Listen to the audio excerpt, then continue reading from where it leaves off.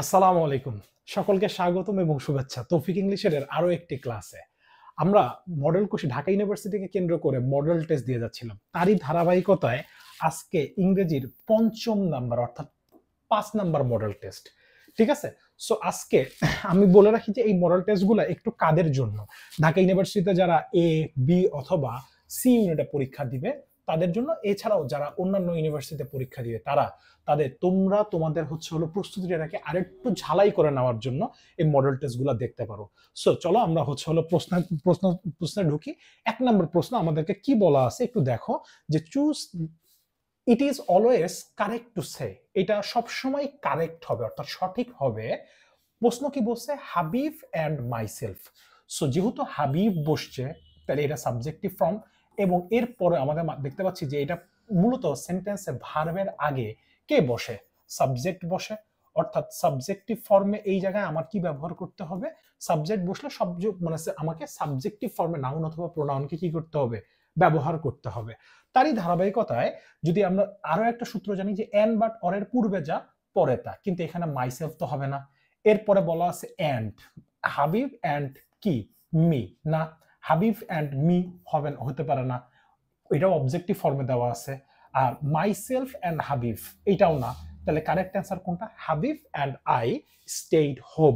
সবচেয়ে মজার ব্যাপার হচ্ছে প্রোনাউনের একটা রুলস আছে, সেটা রুলসটা হচ্ছে আমরা জানি যে যদি কখনো যে একাধিক প্রোনাউন একসাথে বসতে চায় তাহলে একটা স্ট্রাকচার ফলো করতে হয়, সেটা হচ্ছে 2, 3 এবং হলো 1, অর্থাৎ আগে সেকেন্ড পারসন, পরে থার্ড পারসন, তারপরে কি ফার্স্ট পারসন নিয়ে আসতে হয়। এবং সেটা শুধু জেনারেল স্টেটমেন্ট বোঝায়, অর্থাৎ সাধারণ বিবৃতি, অর্থাৎ কি general general statement, general statement. কিন্তু যদি দোষ স্বীকার করা বোঝায়, ঠিক আছে, অথবা দোষ স্বীকার করা বোঝায়, তাহলে দোষ স্বীকার করা বোঝালে আমাদের মাথায় রাখতে হবে তখন ব্যবহার করতে হয় 1, 2 এবং কি 3, অর্থাৎ ফার্স্ট পারসন, সেকেন্ড পারসন, পরে আমাদের কোন পারসন ব্যবহার করতে হয়? Third person. অর্থাৎ এইখানে হাবিব অ্যান্ড আই, অর্থাৎ আগে থার্ড পারসন বসছে, পরে টু, মানে এই লাস্টের দুইটা অর্থাৎ কোনোলজিক্যাল যে সিকোয়েন্সটা, এই লাস্টের সিকোয়েন্স অনুযায়ী আমাদেরকে কি করতে হয়েছে? ব্যবহার করতে হয়েছে। কিন্তু যদি গিলটি প্রকাশ করে অর্থাৎ দোষ স্বীকার করা বোঝাইতো, তখন I and Habib, I and Habib are guilty, I and Habib are কি হবে? গিলটি। তখন এইটা কি হইতো? কারেক্ট হইতো। ক্লিয়ার? আচ্ছা, এর পরের অপশনে দেখি, বলা আছে ইচ। ঠিক আছে, ইচ কথাটা মাত্রই আমাদের মাথায় রাখতে হবে। Each of the sons followed dash father's occupation, মানে বাবার পেশাটা তারা হলো কি অনুসরণ করছে। এখন কোন সেন্টেন্সের মধ্যে যদি আমরা দেখতে পাই ইচ, তারপরে কি আছে? এভরি, ইচ এভরি, আইদার, এরপরে আমরা কি দেখতে পাচ্ছি? Neither, each every, either, neither, এগুলো যদি বসে তাহলে মাথায় রাখতে হবে আমার ভার্ব সিঙ্গুলার, ভার্ব সিঙ্গুলার, এবং এর সাথে সাথে আমার যে প্রোনাউন আছে এই প্রোনাউনও আমার কোন ফর্মে ব্যবহার করতে হবে? অর্থাৎ সিঙ্গুলার ফর্মে ব্যবহার করতে হবে। সিঙ্গুলার ফর্ম এ থাকবে, সিঙ্গুলার ফর্মে থাকবে। এখন একটা জিনিস লক্ষ্য করি যে ইচ মানে কি? বেসিক্যালি ইচ মানে হচ্ছে প্রত্যেক, আর এই প্রত্যেককে যদি আমরা ভাঙি তাহলে কি আসবে? প্রতি যোগ এক, প্রত্যেক। তাইলে এখন ইচ অফ দ্য সন্স, এখানে সন্সটা কি? অর্থাৎ প্লুরাল অবস্থায় আছে। এখন অনেকে দেখে মনে করতে পারে যে প্রিপোজিশন, এখানে কিন্তু দুইটা প্রিপোজিশন দিয়ে দুইটা নাউনকে, মানে নাউনকে কি করা আছে? জোড়া লাগানি আছে। সো নাউন অথবা প্রোনাউনকে জোড়া লাগানি আছে। প্রিপোজিশন যুক্ত যখন এরকম কেস থাকবে তখন সবসময় মাথায় রাখতে হবে প্রিপোজিশনের পূর্বেরটাকে আমাদের কি ধরতে হয়? অর্থাৎ বাক্যে সাবজেক্ট ধরতে হবে। সো আমরা যদি দেখি যে each of the sons followed, তাইলে আমাদের এখানে কি করতে হবে? হিজ। কেন? কারণ সন্স আছে, এই জন্য আমাদের কি নিব? হিজ। হার বসে যদি এখানে ডটার্স থাকতো দেয়ার ব্যবহার করা যাবে না, দেয়ার তো আসবেই না, দেয়ার্স তো আসবেই না। সো মাথায় রাখতে হবে যে, এবং সবচেয়ে বড় ব্যাপার হচ্ছে যে এইখানে ইচের কারণে, সন্সের কারণে আমরা কিন্তু কি নিছি? হিজ নিছি। ঠিক আছে, অথবা ইচের পরিবর্তে, আর অন্য সময় ইচের পরিবর্তে আমরা হিজও নিতে পারতাম, অথবা হারও ব্যবহার করা যায়। হিজও ব্যবহার করা যায়, হারও ব্যবহার করা যায়। ঠিক আছে, করা যায়। আচ্ছা, এর পরের প্রশ্নটার দিকে একটু লক্ষ্য করি। হি ইজ, কি বলছে, হি is very dependable person. He is very dependable person. Okay, I think, I think এতটুকু একটা অংশ, হ্যাঁ, আই থিঙ্ক এতটুকু একটা অংশ। এরপরে লক্ষ্য করতেছি will prove worthy of our trust, prove all our মানে worthy of our trust। এখন সবচেয়ে বড় ব্যাপার এই জায়গাটায় আমরা অপশনে কি দেখতে পাচ্ছি, হু, হোয়াট, দ্যাট এবং হোম। মূলত হোয়াট এবং দ্যাট ব্যবহার করা হয় ব্যক্তি বস্তুবাচকের ক্ষেত্রে, দ্যাট ক্ষেত্র বিশেষে ব্যক্তির ক্ষেত্রে ব্যবহার করা যায়। এখন তাইলে প্রশ্ন হচ্ছে এখানে হু বসবে নাকি হোম বসবে। অনেকে দেখা, অনেক প্রথম দেখাতে মনে হইতে পারে যে আমরা একটা সূত্র শিখে আসছি যে যে who plus subject, who plus কি সাবজেক্ট, আর whom who plus who plus হচ্ছে হলো ভার্ব, আর whom plus subject plus verb. কিন্তু এইখানে এই সূত্র কিন্তু খাটাইলে, মানে এই সূত্র প্রয়োগ করলে কিন্তু এটা হবে না। একটু টেকনিক্যালি আমাদের কোশ্চেনটা পড়তে হবে। সেটা হচ্ছে ইজ ভেরি ডিপেন্ডেবল পারসন। আমি যখন বলতেছি আই থিঙ্ক, আমি মনে করি, এই আমি মনে করার সাথে এখানে কোনো সম্পর্ক নাই। মূলত এটা আলাদা একটা ক্লজ। হ্যাঁ, সাবজেক্টও আছে, থিঙ্কও আছে, অর্থাৎ সাবজেক্ট প্লাস ভার্ব আছে। কিন্তু এইখানে আমি যদি হোম ব্যবহার করি, তাইলে হোমের পরে আমি যদি অংশটুকুকে বাদ দিই, তাহলে হোমের পরে ডিরেক্ট কিন্তু উইল প্রুফ, এটা কিন্তু আমার হচ্ছে হলো ভার্ব। সো এই ভার্বের জন্য আমার কি লাগবে, সাবজেক্টিভ ফর্ম লাগবে। তো সাবজেক্টিভ ফর্ম যদি ব্যবহার করতে হয় তাহলে আমাদেরকে কি নিতে হবে, নিতে হবে হচ্ছে হলো হু। কি নিতে হবে, who. He is very dependable person, তাইলে আরেকটা who I think will prove worthy of our trust। এই জায়গায় আরেকটা স্পেশাল সূত্র যেটা, সেটা হচ্ছে যদি আমরা হু এর পরে এরকম দেখতে পাই সাবজেক্ট প্লাস ভার্ব, তারপরে আবার ভার্ব বসে, কি বসে, আবার ভার্ব বসে, এই ভার্বের সাবজেক্ট কিন্তু হচ্ছে এই হু। সো অনেকেই এই সূত্র দেখে সূত্র মুখস্থ করলে কিন্তু আসলে হবে না, ঠিক আছে। একটু টেকনিক্যালি ব্যাপারটা বুঝতে হবে যে এখানে এই যে অংশটুকু দেওয়া আছে, এই অংশটুকু মূলত আমাদেরকে বিচলিত করার জন্য দেওয়া আছে, কেমন। আচ্ছা, এরপরে তাহলে আমার কারেক্ট অপশন কি, কারেক্ট অপশন হচ্ছে হু। এর পরের কোশ্চেনটা দেখি যে dash our teachers are trained, এতটুকু একটা অংশ, আবার is untrue. Our teachers are untrained এতটুকু না হয় একটা ক্লজ, তাই না। তাইলে এই ইজের হচ্ছে হলো ইয়াটা কই, কি বলে হচ্ছে হলো সাবজেক্ট কই। এখন আমি যদি অল ব্যবহার করি তাহলে দেখা যাবে যে এইটা মূলত হচ্ছে আমার একটা কমপ্লেক্স সেন্টেন্স। হ্যাঁ, তাইলে এইখানে যদি অল ব্যবহার করি তাহলে এখানে কোনো ক্লজ মার্কার থাকে না। কি থাকে না, ক্লজ মার্কার। কিন্তু কমপ্লেক্স সেন্টেন্স হতে গেলে অবশ্যই আমার কি করতে হবে, ক্লজ মার্কার থাকতে হবে। এখন সিন্স অল, সিন্স মানে যেহেতু বা কারণ অর্থে সিন্স ব্যবহার করা হয়। সো আমরা তো সিন্স এই জায়গায় ব্যবহার করতে পারতেছি না। এখন এই যে দ্যাট, এটাকে নমিনাল, আমরা এটাকে কি বলি যে nominal, nominal that clause, nominal that clause. অর্থাৎ নমিনাল দ্যাট ক্লজটা কি, অর্থাৎ এই ক্ষেত্রে দ্যাটটা আমার কিসে আসবে, সামনে চলে আসবে, এরপরে হচ্ছে হলো সাবজেক্ট প্লাস ভার্ভ, এবং এরপরে এখানে কি থাকে, অর্থাৎ ভার্ভ থাকে, ঠিক আছে। এই দ্যাটের ভার্ভ হচ্ছে এই যে এইটা। তাইলে অ্যান্সারটা কি, অ্যান্সার হচ্ছে সি, দ্যাট অল। কি বলছে, that all our teachers are untrained is, that is untrue, ঠিক আছে, যেটা অসত্য। সো এরকম ক্ষেত্র বিশেষে দেখলে আমাদেরকে কি করতে হবে, অবশ্যই এই দ্যাট ক্লজ, নমিনাল দ্যাট ক্লজের ব্যাপারটা হচ্ছে হলো, নমিনাল দ্যাট ক্লজের ব্যাপারটা মাথায় রাখতে হবে, ঠিক আছে। যে ক্ষেত্র বিশেষে আমাদের দ্যাটটা কোথায় চলে আসে, বাক্যের শুরুতে। এরপরটা কি বলছে যে the idiomatic expression green I. এই গ্রিন আই শব্দটা, এটা একটা ফ্রেজাল এক্সপ্রেশন। মূলত এইটা শেক্সপিয়ারের শেক্সপিয়ারের অথেলো, অথেলো নাটক থেকে, যেটা 1603 সালে প্রকাশিত হয়, সেইখানে শেক্সপিয়ারের এখানে এই কথাটা ব্যবহার করা হয়েছে, মূলত গ্রিন আই, ঠিক আছে। এই গ্রিন আই শব্দের অর্থ হচ্ছে হলো মানে রাগান্বিত অথবা হচ্ছে হলো মানে ঈর্ষান্বিত। এই ঈর্ষান্বিত বোঝাতে আমরা হচ্ছে হলো কি ব্যবহার করি, মূলত গ্রিন আই শব্দটা ব্যবহার করা হয়। ফেইথ মানে বিশ্বাস, ট্রু না, ফেয়ার মানে ভয়, তাহলে জেলাসলি রাগান্বিত ভাবে, ঠিক আছে, বা ঈর্ষান্বিত ভাবে মূলত অথেলোতে এইটা ব্যবহার করা হয়, ঠিক আছে।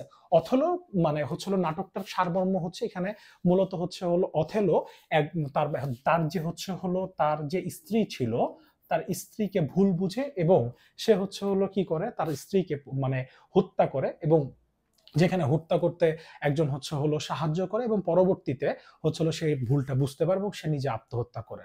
সো এইখান থেকে আসছে। সো আমরা একটা বাক্য যদি লক্ষ্য করি, এরকম বাক্যটা দেখতে পাবো যে হি হি কি আছে, he looked he looked at me with he looked at me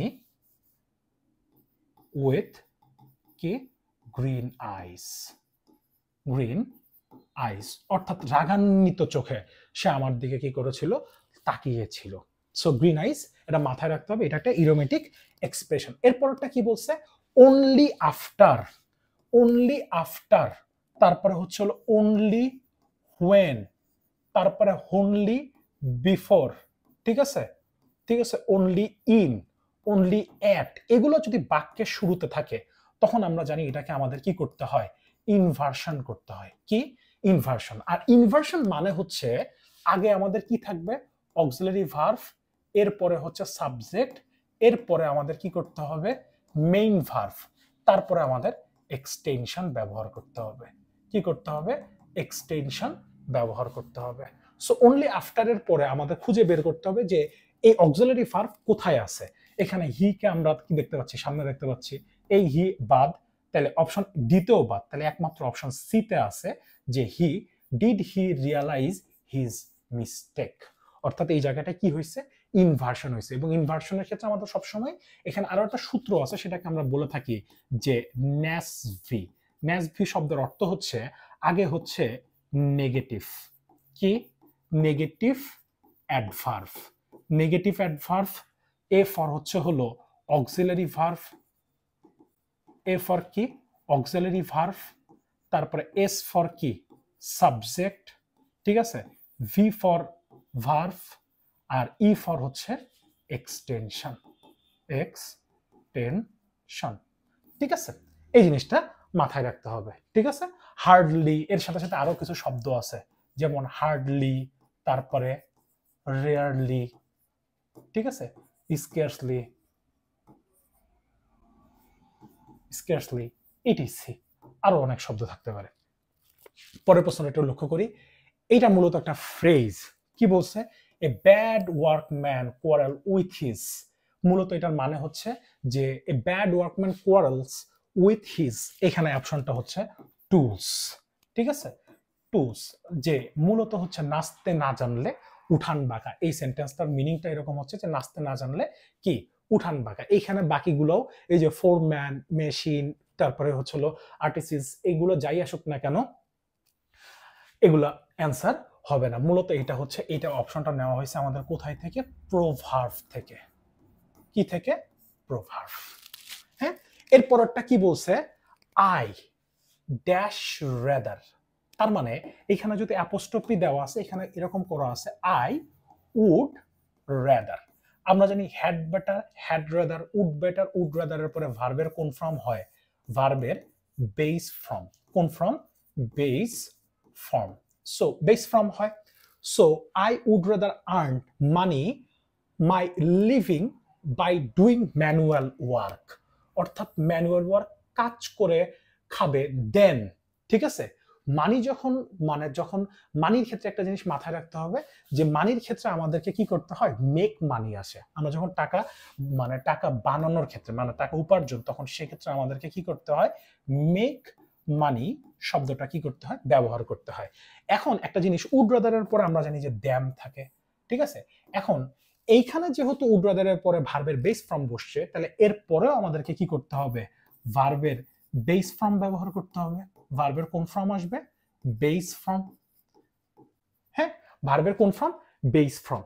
এখন একটা জিনিস হচ্ছে যে আমি যখন দেন দেখতেছি এখানে প্রথমের সেন্টেন্সে কি করা আছে, making, shall make, to make আসবে না, তাহলে অ্যান্সার কি, শুধু মেক। অর্থাৎ আমি আনএডুকেটেড, অশিক্ষিত এবং অসহায় মানুষকে ঠকে খাবো না। তারপর মানে আমি দরকার হয় মানে আমি নিজে কর্ম পরিশ্রম করব, তারপরও আমি হচ্ছে হলো অসহায় অশিক্ষিত মানুষদেরকে কি করব না, মানে ঠকিয়ে টাকা উপার্জন করব না। এই যে ডিসিভ, এই ডিসিভ শব্দের অর্থটা এখানে ডিসিভিং শব্দ আছে, ডিসিভিং মানে ডিসিভ শব্দের অর্থ হচ্ছে প্রতারণা করা। কি করা? প্রতারণা করা, মাথায় রাখতে হবে। হ্যাঁ, এবং এই শব্দটা প্রায় অ্যাডমিশন টেস্টে আসে, ডিসিভ, অ্যাডমিশন টেস্ট। সো এই জিনিসটা মাথায় রাখতে হবে, আমি লিখে দিতেছি DECAIVE, ডিসিভ। ক্লিয়ার? আচ্ছা, তাহলে এরপরটা কি বলছে, ন্যারেশন থেকে কোশ্চেন আসছে দেখতেই পাচ্ছি। সো প্রথমত কি বলছে, শি আস্কড মি, সে আমাকে জিজ্ঞেস করেছিল ইন্টারোগেটিভ সেন্টেন্সে, এবং ডিরেক্ট থেকে ইনডিরেক্ট করতে হবে। Are you happy in your new job, তুমি কি তোমার নতুন জবে সুখী? সো এখন আমাকে ব্যবহার করতে হবে, আমি এটা ম্যানুয়ালি করে দেখাই, সেটা হচ্ছে she asked, she asked me. এখন এরপরে আমাদেরকে ইফ নিতে হবে, যেহেতু অক্সিলারি ভার্ব দ্বারা আমি জানি ইফ অথবা কি নিতে হয়, WHETHER, ওয়েদার। ঠিক আছে, এরপরে স্ট্রাকচারটা কি হবে, জেনারেল সেন্টেন্সের স্ট্রাকচারে চলে যাবে। So she asked me if, এখন এই যে ইউ চলে যাবে কোথায়, ইউ মানে আমরা জানি যে সেকেন্ড পারসন ফলো করবে কাকে, অবজেক্টকে, এবং ফার্স্ট সেকেন্ড পারসন যদি ফার্স্ট পারসনকে মডিফাই করে তাহলে বসে কে, ফার্স্ট পারসন। তাহলে if I, present indefinite tense আছে, টেন্সের পরিবর্তন করতে হবে। মূলত আমরা ফার্স্টে পারসনের পরিবর্তন করছি, এরপরে টেন্স, এরপরে দেখব যে মানে প্রোনাউনের পরিবর্তন। ঠিক আছে, প্রোনাউন। এরপরে আমার দেখতে হবে যে অ্যাডভার্ব অফ, কি বলছে, অ্যাডভার্ব অফ টাইমের পরিবর্তন করতে হবে কিনা। এই জিনিসগুলো আমাদেরকে কি করতে হবে, ন্যারেশনের সময় একটু লক্ষ্য রাখতে হবে। তো সি আস্কড মি ইফ, তাহলে চলে গেল কোথায়, আই।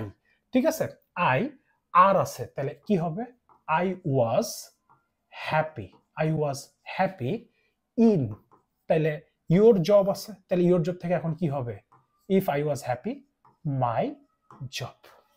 এখন এই অংশটা কোথায় ব্যবহার করা আছে, শি আস্কড মি ইফ অথবা whether আই ওয়াজ। সো আমি দেখতে পাচ্ছি এখানে আই হ্যাভ না, আই এম না, আই হ্যাড বিন না।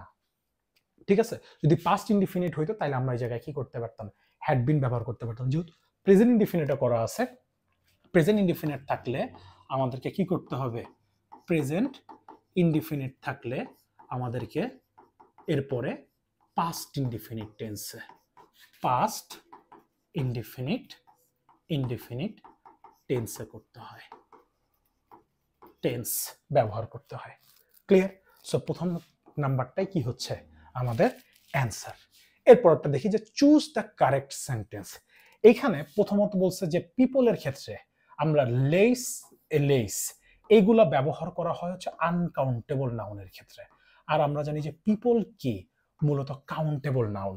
এখন এই সেন্টেন্সটা অনেক সময় অনেক পরীক্ষায় আসছে, এবং ঢাকা ইউনিভার্সিটির সহ অনেক পরীক্ষায় আসছে। ফিউ পিপল, ফিউ অর্থাৎ অর্থ হচ্ছে এইখানে নেগেটিভ, অর্থাৎ মানুষগুলো ভিসা পাচ্ছে না বললেই চলে, কিন্তু সেন্টেন্সটার মানে বোঝাতে চাচ্ছে এখানে অ্যান্সারটা হচ্ছে, অ্যান্সার ডি, যে ফিউয়ার পিপল অর্থাৎ কিছু মানুষ গেট আমেরিকান ভিসা নাও এ ডেজ, অর্থাৎ আগের তুলনায় এখনকার মানুষের ভিসা পাওয়ার রেশিওটা এটা কি কম হয়ে গেছে বর্তমানে, ভিসা নাও এ ডেজ। এই জিনিসটাকে আমাদের কি করতে হবে, এই জিনিসটা লক্ষ্য করতে হবে। সো এখানে আমাদের কারেক্ট অ্যান্সার কোনটা, fewer people, not few people, fewer people gate American visa now A days. এই জিনিসটা মাথায় রাখতে হবে। এবং এই ক্ষেত্রে আমাদের এইটা একটা মিনিং বেস কোয়েশ্চেন। কি বেস? Meaning base question. ঠিক আছে, এর সাথে সাথে আমাদের আরো কয়েকটা জিনিস মাথায় রাখতে হবে, যে লিটিল, লিটিল ভার্সেস ফিউ, এই জিনিসটা, এই যে রুলসটা আছে এই রুলসটা কিন্তু আমাদের পড়ে ফেলতে হবে। এখানে আমাদের ইউটিউবেই হচ্ছে হলো তুমি গেলে শর্টসের ভেতরে বা ছোট ছোট সংক্ষিপ্ত ক্লাসের ভেতরে এই ফিউ কখন ব্যবহার করি এবং লিটিল কখন ব্যবহার করি এটা কিন্তু দেওয়া আছে।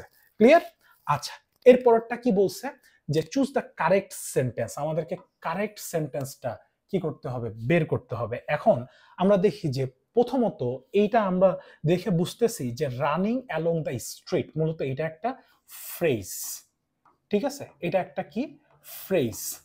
হ্যাঁ, এর কারণ এখানে কোনো ফাইনাইট ভার্ব নাই, সবচেয়ে বড় ব্যাপার এখানে কি নাই, কোনো ফাইনাইট ভার্ব নাই, এখানে ফাইনাইট কোনো কি নাই, ভার্ব নাই। ঠিক আছে, আই ফিল্ড অ্যাজ ইফ, যেন মাই নোজ, মানে আমি অনুভব করতেছিলাম my nose were frozen. As if এর পরে টু বি ভার্ব থাকলে আমাদের কি করতে হয়, ওয়্যার ব্যবহার করতে হয়। ওকে, ঠিক আছে। এরপরটা দেখি, as I ran along the street I felt as if, as আবার as if, ঠিক আছে, নো। সো কেমন সেন্টেন্সের কোনো অর্থ দাঁড়ায় নাই। এরপরে বলছে my nose had filled frozen where frozen when I was running in the street. My nose has filled মানে আমার নাকি অনুভব করতেছিল না। এরপর একটা বলছে রানিং অ্যালং দ্য স্ট্রিট, ঠিক আছে, মানে আমরা যখন হচ্ছিল রানিং অ্যালং দ্য স্ট্রিট, যখন মানে রাস্তা দিয়ে দৌড়াচ্ছিল, I filled as if my nose, my নোজের পরে এখানে ওয়াজ আছে কিন্তু হবে কি ওয়্যার। মূলত এইটা হচ্ছে ড্যাংলিং, ঠিক আছে, ড্যাংলিং মডিফায়ার থেকে আমাদের কি করা হয়েছে, ড্যাংলিং মডিফায়ার থেকে আমাদের হচ্ছে হলো কোশ্চেনটা করা হয়েছে। সো এখন আমাদের দেখতে হবে যে মূলত রানিংকে যদি আমরা প্রশ্ন করি যে কে দৌড়ায়, ঠিক আছে, পরবর্তী সেন্টেন্সে কি আসে, আই, ঠিক আছে, এবং আমি কি করছি, অনুভব করছি অ্যাজ ইফ, যেন মাই নোজ ওয়্যার ফ্রোজেন, আমার নাক কি হয়েছে, মানে মানে ঠান্ডায় জমাটবদ্ধ হয়ে গেছে। সো এই ক্ষেত্রে আমাদের একটা জিনিস মাথায় রাখতে হবে যে এই জিনিসটা, এই ড্যাংলিং মডিফায়ার, এইটা বেসিক্যালি হচ্ছিল সি ইউনিটে আসা কোয়েশ্চেন, ঠিক আছে, ঢাকা ইউনিভার্সিটি সি ইউনিটে আসা কোয়েশ্চেন। সো এরকম টাইপের প্রশ্ন যখন আসে এবং সাথে সাথে এটা আইবিএ তেও আসছে, ঠিক আছে, আইবিএ তে এমন টাইপের কোয়েশ্চেন আসছে। সো এখন আমাদের মাথায় রাখতে হবে যে এইরকম টাইপের যখন যে কোয়েশ্চেন আসে তখন আমাদেরকে মাথায় রাখতে হবে যে পূর্বে এখানে যে পার্টিসিপলটা আছে অথবা জিরানটা অথবা ভার্ব প্লাস মানে পার্টিসিপলটা আছে, প্রেজেন্ট থাকতে পারে, সেটা পাস্ট থাকতে পারে, পারফেক্ট থাকতে পারে, ঠিক আছে, এই পার্টিসিপলে যে আছে পরবর্তী সেন্টেন্সে সাবজেক্ট সে কিনা, যদি সে সাবজেক্ট হিসেবে বসে তাহলে সেন্টেন্স ঠিক আছে, আর যদি না থাকে তাহলে বুঝতে হবে মানে সেন্টেন্সে কি আছে, ভুল আছে।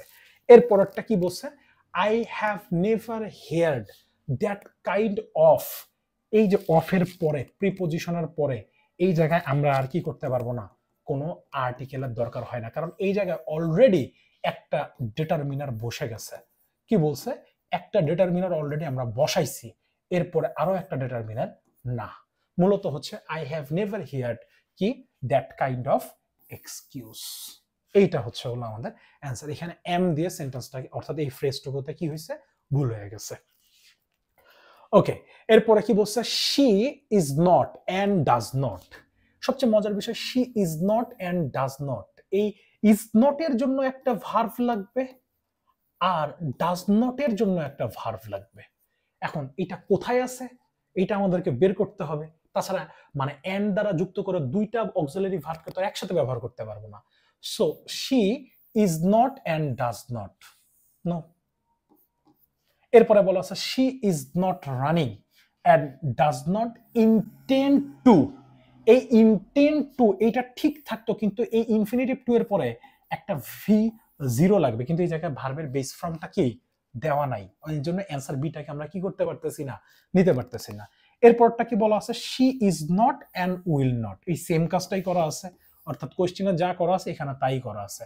তাহলে এ বি সি থাকলে এরপরে কারেক্ট অ্যান্সার কি, ডি নাম্বারটা, অর্থাৎ শি ইজ নট কি হবে, running and does not intend to run, কিসের পিছনে ছুটবে না, ফর পলিটিক্যাল অফিস, ঠিক আছে, রাজনৈতিক অফিসে। তাহলে ইজ নট এর পরে আমরা কি পাইলাম, ভার্বের সাথে আইএনজি, এবং ডাজ নট এর পরে ইন্টেন্টও পাইছি, এবং টু এর পরে এই যে ভার্বের কোন ফর্ম, ভার্বের বেস ফর্ম, ভার্বের কোন ফর্ম বসছে, ভার্বের বেস ফর্ম।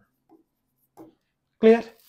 ওকে, এরপরটা কি বলছে, I like travelling to visit different places of the world. In the sentence verbal noun. Verbal নাউনটা কি, মূলত ভার্বাল নাউনটা হচ্ছে যে ভার্বের সাথে আইএনজি যুক্ত হয়ে নাউনের কাজ করে থাকে। এটার একটা মানে একটা স্ট্রাকচারে আমরা বসাতে পারি, যেটা হচ্ছে the plus verb plus ING of plus হচ্ছে হলো কি নাউন বসে। এছাড়াও কিছু ভার্ব আছে, যেমন রিমুভ থেকে রিমুভাল, রিফিউজ থেকে রিফিউজাল, কজ থেকে কজাল, এই জিনিসগুলোকে আমাদের কি করতে হয়, মানে ভার্বাল নাউনের মধ্যে পড়ে। সো এখানে আমরা দেখতে পাচ্ছি যে ভিজিট না, ওয়ার্ল্ড না, প্লেসেস না, তাহলে আছে কি ট্রাভেলিং, অর্থাৎ ট্রাভেল থেকে ট্রাভেলিং। এটা কিসের কাজ করতেছে, আমার ভার্বাল নাউন। এবং সবচেয়ে বড় ব্যাপার যে এই জিনিসগুলা আমাদের মাথায় রাখতে হবে। আমরা অনেক সময় মনে হইতে পারে এই যে রিমুভ থেকে রিমুভাল, এটা মনে হয় অ্যাডজেটিভ, কিন্তু না, এগুলো অ্যাডজেটিভ না, এগুলো ব্যতিক্রম, ঠিক আছে, নাউন। কোন নাউন, ভার্বাল নাউন। ক্লিয়ার? আচ্ছা, এখন এর পরের কোশ্চেনটা একটু লক্ষ্য করি, বলছে find out the common noun. Common noun মানে কি, অর্থাৎ যে নাউনকে ব্যাখ্যা বিশ্লেষণ করলে, সাধারণ নামবাচক বিশেষ্য, যে নাউনকে ব্যাখ্যা বিশ্লেষণ করলে আরো অনেক ধরনের নাম পাওয়া যাবে। তার মধ্যে প্রথমটা কি বলছে, ফ্লক। ফ্লক ব্যবহার করা হয় হলো পাখির ক্ষেত্রে। কিসের, পাখির ঝাঁক। পাখির কি আছে, পাখির ঝাঁক। বাঞ্চ, ঠিক আছে, বাঞ্চ অফ বি, ঝাঁক, এটাও কিসের ক্ষেত্রে, ঝাঁকের ক্ষেত্রে। সিটি, এই সিটি মানে হচ্ছে সিটি, সিটিটা কি, সিটি এইখানে বিভিন্ন ধরনের সিটি হইতে পারে, ঢাকা সিটি, রাজশাহী সিটি, ঠিক আছে। সো আমরা অ্যান্সার পেয়ে গেছি, সিটি হচ্ছে আমাদের কি কমন নাউন, আর ঢাকা হচ্ছে আমাদের কি, এখানে আমাদের ঢাকা হচ্ছে প্রপার নাউন। কি নাউন, প্রপার নাউন, অর্থাৎ নির্দিষ্ট নামবাচক বিশেষ্য। নির্দিষ্ট নামবাচক বিশেষ্যের ক্ষেত্রে আমাদের কি ব্যবহার করতে হয়, অর্থাৎ এই যে এটা হচ্ছে প্রপার নাউন। কিন্তু আমাদের অ্যান্সারটা হবে কি সিটি, অর্থাৎ এটাকে ভাঙলে আমরা আরো ধরনের আরো বিভিন্ন সিটি পেয়ে থাকি। Next question. সো এটা আজকের মানে মডেল টেস্ট এই পর্যন্তই। সো তোমরা যারা ধারাবাহিকভাবে ক্লাসগুলো করতেছো, প্র্যাকটিস করতেছো, একটু কমেন্ট সেকশনে জানাও যে আসলে ক্লাসগুলো কেমন লাগতেছে এবং মানে কোন কোন টপিকসে, ঠিক আছে, কমেন্ট সেকশনে একটু জানাও যে কোন কোন টপিকসে তোমাদের হলো সমস্যা আছে। মানে আমরা সর্বাত্মক চেষ্টা করবো আমাদের এন্ড থেকে তোমাদের সমস্যার সমাধান করার জন্য, ঠিক আছে। সো তোমরা সবাই একটু তোমাদের ফ্রেন্ডদের সাথে ক্লাসটা শেয়ার করে দিও। তোমাদের সবার জন্য অনেক অনেক শুভকামনা রইল। দেখা হচ্ছে নতুন একটা ভিডিওতে, সে পর্যন্ত আসসালামু আলাইকুম।